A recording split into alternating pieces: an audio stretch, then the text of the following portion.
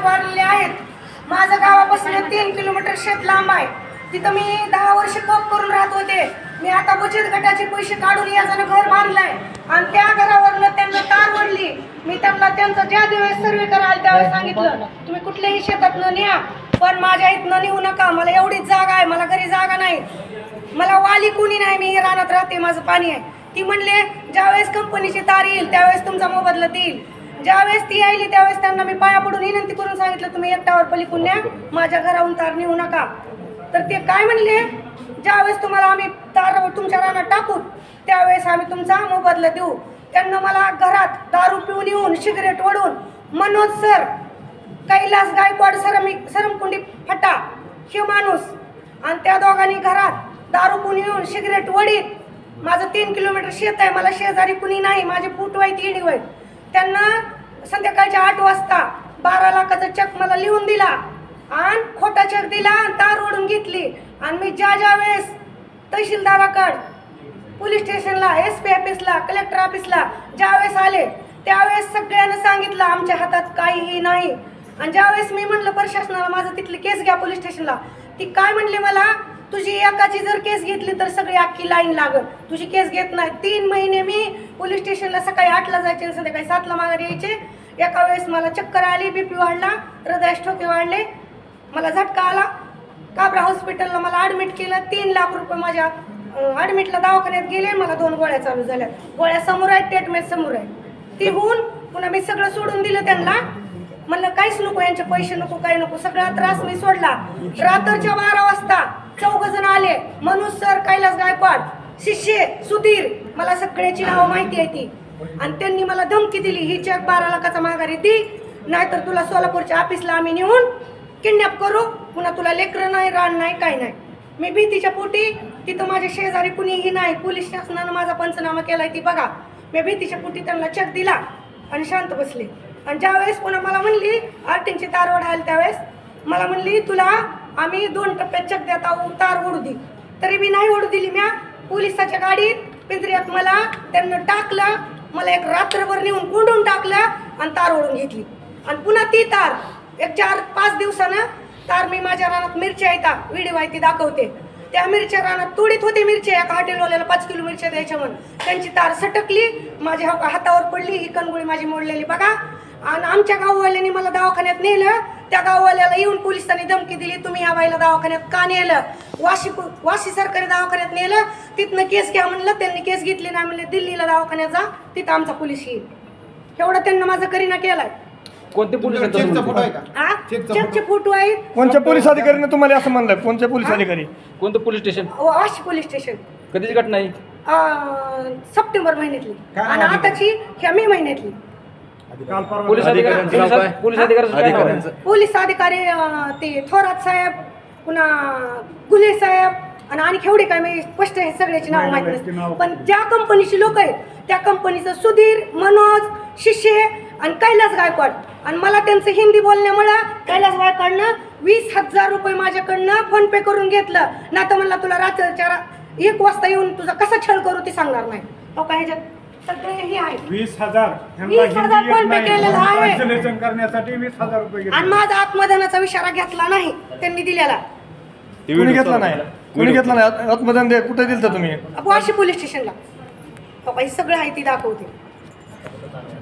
आणि गावातली लोक त्यांना सगळे हाताखाली धरली. त्यांना एक सांगितलं ही जी मुलं पुण्याला करून खातेत ही एकटीचं ईदवाय, हिला कुणी वाली नाही. माझे 2 धीर मरून गेलेत, मी एकटी आहे. त्यांना माझा फायदा घेऊन माझ्या घरावरनं तार ओढली. ह्या काही तुम्हाला बघा या आधी. तुमच्या धीराच्या विषयावर नेलं काय? धीराच्या, माझ्या धीराचं त्याची आई वारली म्हणून त्याचे वडील जेलला आहेत. ती गोंदियाला पोलीस आहे, त्याला 1ही रुपया दिला नाही. परस्पर बिना परवानगी सहमती नाही. ह्या काही माझं घर, ह्या काही तारा घरावरनं मस्त दाखव सगळे. ही मला असं म्हणजे एवढं दाखवता येत नाही. ही बघा, ह्या काही माझं घर. मी निवेदन दिले सर. हो सर, निवेदन दिले, सविस्तर आहे त्याच्यात. हो का, 2 चेक बदलून दिले. तर रेकॉर्डिंग सगळ्याला ऐकायची असली तर आधी रेकॉर्डिंग ऐका सरांची. 6 मिनिटाची. चेक कसं करायचं मला येत नाही. 2 चेकचे फोटो आहेत. पहिला एक दिला, पुन्हा दुसरा येतो. बारीक करा बारीक करा बारीक करा बारीक करा. बारीक करा हो. रात्रीचे एक वाजता आमच्या सर्व नागाला. समजा अंदाधुंद कारभार आहे. खाली करा खाली. आणि माझ्या अंगावर तार पडले सगळे व्हिडिओ आहेत ती पण बघा. नाही नाही व्हिडिओ घ्या साहेब, लावा जरा टीव्हीला बातमी. व्हिडिओ टाका. त्यांच्या व्हॉट्सअपला घ्या तुम्ही आम्हाला टाका आहे ना माझ्याकडे.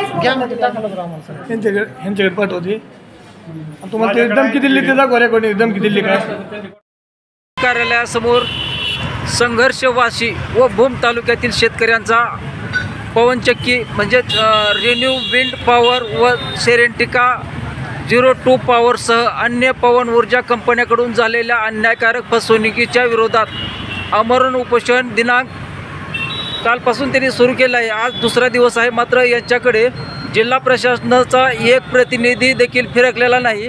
विशेष म्हणजे जिल्हाधिकारी किरण पुजारी यांनी कंपनीच्या प्रतिनिधींना बैठकीसाठी ज्या दिवशी शेतकरी उपोषणासाठी बसले त्याच क्षणी त्यांना जिल्हाधिकारी कार्यालयात बोललो होतं. मात्र दिवसभर एकही प्रतिनिधी फिरकला नाही. त्यामुळे या उपोषणकर्त्यांचा अंत पाहू नका असा अर्थ टाहो या ठिकाणी बसलेले जे उपोषणकर्ते आहेत त्यापैकी काही शेतकऱ्यांनी तर असा तीव्र असंतोष व्यक्त केला आहे. ते व्यक्त करताना काय म्हणतात आपण त्यांच्याशी थेट बोलू. आता तुमचं नाव काय? माझं नाव आशाबाई राजेंद्र डोईफोडे.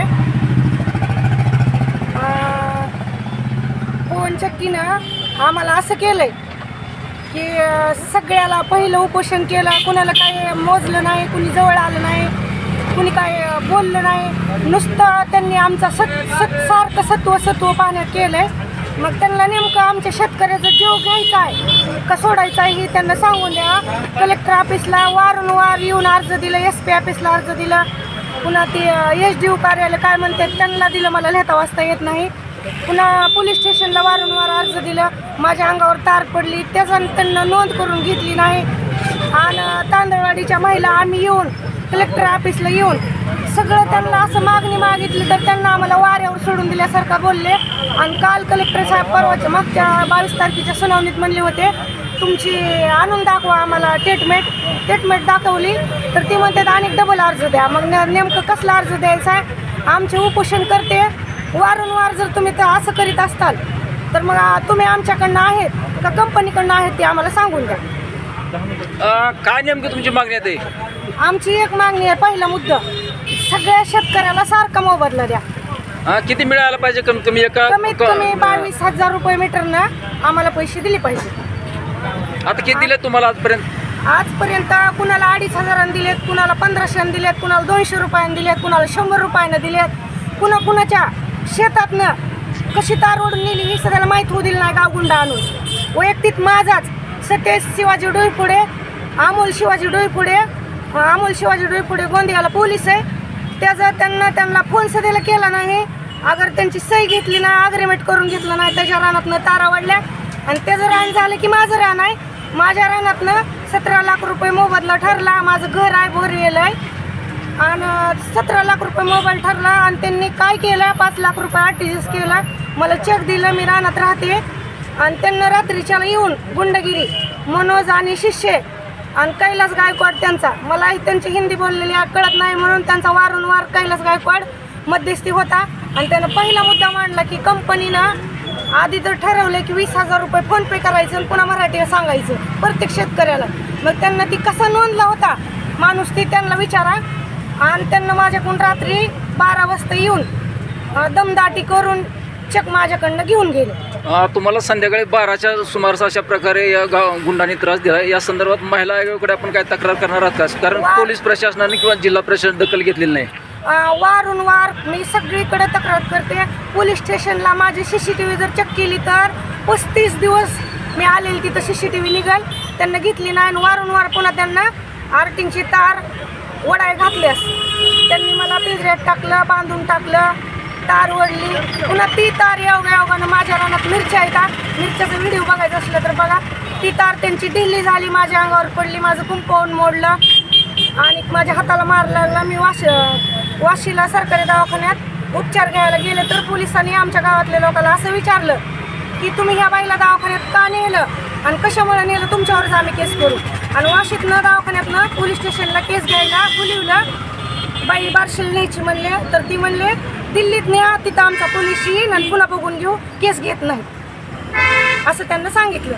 आणि ज्यावेळेस मी टावरवर चढले त्यावेळेस कैलास गायकवाड आणि मनोज सर म्हणला फाशी घे, औषध पी, टावरवर चढ, काय तुला करायचं ती कर, आमचे 29 वर्ष इकडं कुत्रंही फिरकणार नाही आणि आमचं शासन सगळं आहे, तुला काय करून घ्यायचं ते घे. आमच्या सगळं कलेक्टर मॅनेज आहे, तहसीलदार मॅनेज आहे, पोलीस स्टेशन मॅनेज आहे. आणि ती मी त्या साहेबांची नावं मी घेऊ नाही पण घ्यायले.